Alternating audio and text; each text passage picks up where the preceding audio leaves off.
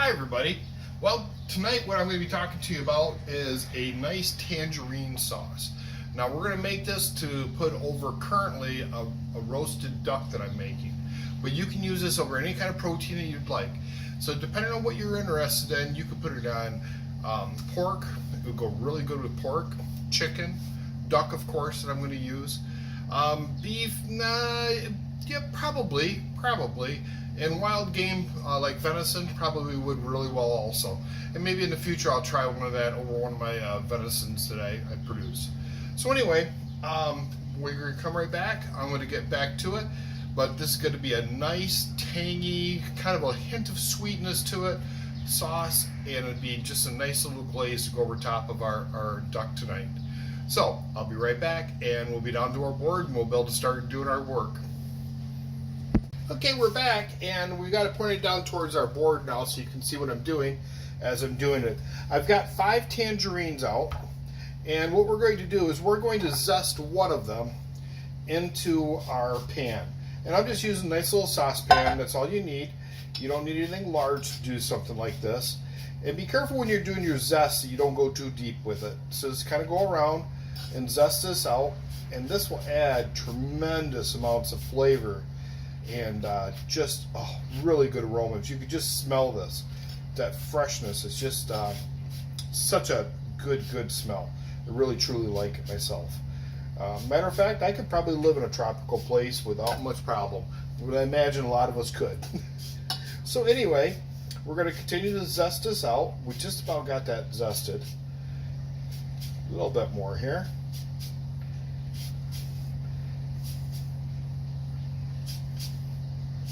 Okay, and we'll set that off to the side because we're going to continue to use that. Now if you look at the back side of my microplane, you can see I've got quite a bit of zest on that. So I just take my finger and knock pretty much most of the remaining of that out. So we'll set that off to the side over the sink because we're going to clean that out. So then the next thing we want the juice from all 5 of these. So we've got, like I said, we've got 5 tangerines. We're going to set that over here. Well, actually, I probably should put that close so you can see what I'm doing. So, get our chef's knife, and we're just going to slice these in half. Now, the nice thing about these tangerines, they're seedless. There's no seeds in them.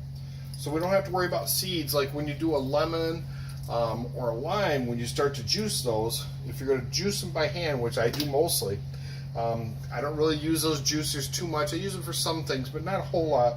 I just find using my hands works really well, and it's quick and easy, and it makes for a fast cleanup. When I slice them this way, so they're on a, I guess you'd say, if you were to look at it, you'd call this north and this south because this is where the stem comes out of it. I'm going to cut from an east-west direction or along the middle of the line. So that when I go to squeeze with my hands, I can just kind of squeeze it out, and I can get just about all that juice out really well. And I just toss those into the sink because we're going to wash this, get all this garbage out of the sink here in just a moment. I don't really have a super large kitchen, so I'm not able to sit there and use like little garbage cans and so forth to throw things in. I know some people use like a bowl, and that works well if you have the space to do it. I'm limited on space, and so I just don't do that myself. But it is a good idea to do that. It would make it a little bit easier. I kind of use my sink as my bowl, and since it sits right off to the side of where I'm working off here, and I just toss everything into there, and when I get ready to do my cleanup, it makes it kind of easy because everything's right there, and just wash it all down to the center and rinse it off so it's not quite so dirty and nasty. Pick it out with my hands, put it in the garbage can, and wash the sink and back in business. So, and there's our last half of tangerine. So we've got so far the zest of 1 tangerine. We've got the juice of 5 of them, approximately about a half a cup of juice. So now one of the little secrets that I do, and I haven't really seen anybody else doing this, and I don't know why, but I take a little bit of orange extract, and I do 3 drops. 1, 2, 3. And that's it. Just nice and quick. It just adds that little something, a little bit of bang to it. So you can, when you go to do that, you're like, ooh, that tastes really good. Okay, so with that, we're going to do 1 teaspoon of cinnamon. So you got 1 teaspoon of cinnamon going into there. We're going to do 2 tablespoons of minced garlic. And I'm using a big spoon to do this, but I can kind of guess it out. And that's about 2 tablespoons worth right there. And then we're going to do 2 tablespoons of soy sauce. And you notice I'm putting this all right into the saucepan that I'm going to be using. So I don't need an extra bowl or anything to mix this up first. I'm just going to put it all in, and then we're going to start putting it on the heat at a low setting, work its way up to a nice low boil, and then we're going to whisk it until it all comes to a nice thickened state. So with that, we're also going to put in 2 tablespoons of rice wine vinegar. So we got rice wine vinegar now. And 2. And then we're also going to put in 1 teaspoon of sesame oil. And I use an organic type of sesame oil. I don't know if you're seeing that really well, but I hope you are.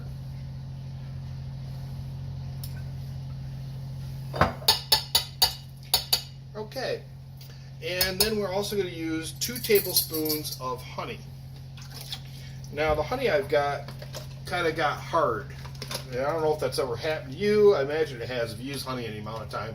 So what I've been doing is, and why you hear that little boop sound when I'm throwing the tangerines into there, is because I've got water in there, and I actually have really nice hot water in there to help melt this honey down to get it down to a liquid state. So hopefully we can get it down. If it's not, we'll use some of the crystallized stuff too, because that works too. But anyway, we're going to want 2 tablespoons of that. 1. And we're got technical difficulty, so I'll be right back, and I'm going to get those into there, and then we'll be right back. Okay, we're back. And so now that we've had that little bit of technical difficulty, I have a hard time getting the honey out of the container. So what I'm going to do is I'm going to melt that down at some future point, change it over to an open, larger container that would be easier to get it out of. And even if it crystallizes like that, still works, no problem. It melts down. It's honey. Honey lasts pretty much forever. They have found it in the Egyptian tombs and it was still edible. So pretty amazing stuff. So anyway, I still have our saucepan out. I now have a 1/2 cup of warm water. Not super hot, but warm water. And to that, we're going to add 2 tablespoons of arrowroot. Now you're probably going, Mark, what is arrowroot and why would I be using that? Well, arrowroot is a product that will thicken without adding carbs. So very low carburation out of this. You get very little carbs out of this. Carburation, I think I made that word up. Anyway, not a real word. Pretty positive, folks, so don't quote me on that one. But I will tell you that we're going to whisk this up. And we use warm water because it's easier to whisk. I will do it in cold water, but I find that warm water just seems to work just that much better. Just kind of like if you were going to be using cornstarch, which of course, being paleo and keto or low carb, we don't use those things. So this is our substitute for a thickener. So it thickens up. It looks and acts just like cornstarch. So it's called arrowroot flour. You can find it on Amazon if you can't find it at your local grocery store, but I've been able to find it at my local grocery, so it's worked pretty well. So anyway, there we are. We've got everything, all our ingredients together. So next thing we're going to do, we're going to put this onto a medium-high heat. We're going to bring it up to a low boil, then we're going to turn it down to low. We're going to stir it till it thickens up nice, and this will be our nice tangerine sauce to go over top of our duck. And again, like I said, you can use this for other proteins also. So I will be back when we get this stirred up, and you'll see the thickening process, and we'll go from there. Well, hi everybody, I'm back, and our duck is done, so we've turned off the oven, and I'm just getting ready to pull it out. And what we're going to do is we're going to take it out of the oven, and set it up on top of the stove here, and now we're going to let that rest. So we're going to let this rest for 15 minutes. Turn that so you can see that just a little bit better. So we're going to let this rest for 15 minutes. And then we're going to open her up, and once we get her all sliced up and carved up, we've got that sauce that we're making. It's a tangerine sauce. I made a separate video for it, so if you want to see how I made it, and you don't have to have it, so if you want it keto, paleo, low carb, just like it is. If you want to do low carb and paleo, you can also use the tangerine sauce. And if you're doing keto, don't add the tangerine sauce. The honey in there is going to put you out of ketosis, so don't do that. So we'll be back shortly. Okay, we're back doing our sauce, folks, and we're getting this. You can see it's starting to thicken up a little bit. It's getting mixed really well. We're going to bring this up, like I say, we just want to bring it up to a low boil. So we're not trying to boil this really hard boil, because with arrowroot, it can't take really high heat very well and still do its job of doing it as a good thickener. So our whole goal with this is kind of bring it up slowly to a nice roll, slow boil. And this is starting to thicken up. See how that's thickening up really nice? And this, oh, if you could just smell it, the aromas coming off of this, just beautiful, just beautiful. And we all know that half of the culinary experience is from the aroma. So it's just something that's, and you can see it's starting to thicken up. So just keep whisking it the entire time. Now you can't let it sit, because it will burn.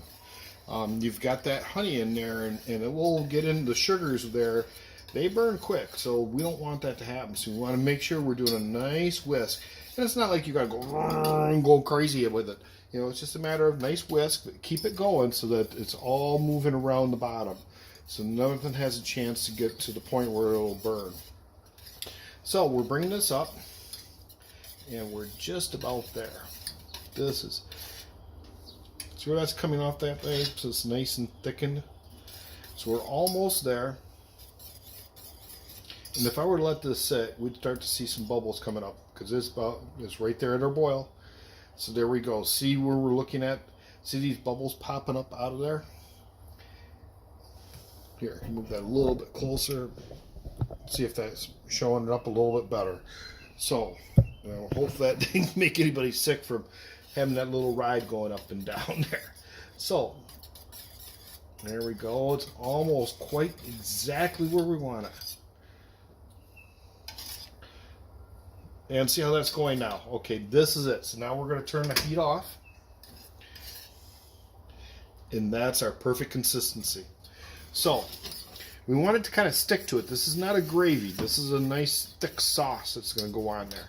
So we're going to set that off to the side. And that's going to sit over there. And there's our duck. And our duck is just about ready to be carved up. So when I come back, I will do... where you get that big light in your eyes.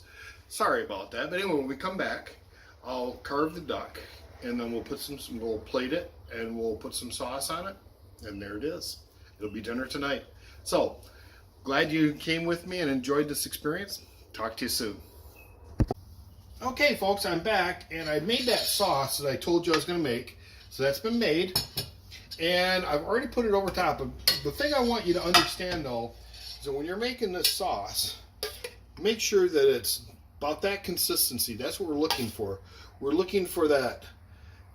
It's more than gravy. It's thicker than gravy. So see how nice and thick that's coming down? So it's going to be a nice sticky sauce to go over top of whatever protein you've decided to make. Now I've made it here with duck, but you can do it with chicken. You could do it with pork. You could do it pretty much any protein that you like, whatever you enjoy. So add it to it. Something different that night. And thank you for watching, and have a great time. And remember, this is a paleo or a low carb. This is not a keto part of a diet. So thank you very much for watching.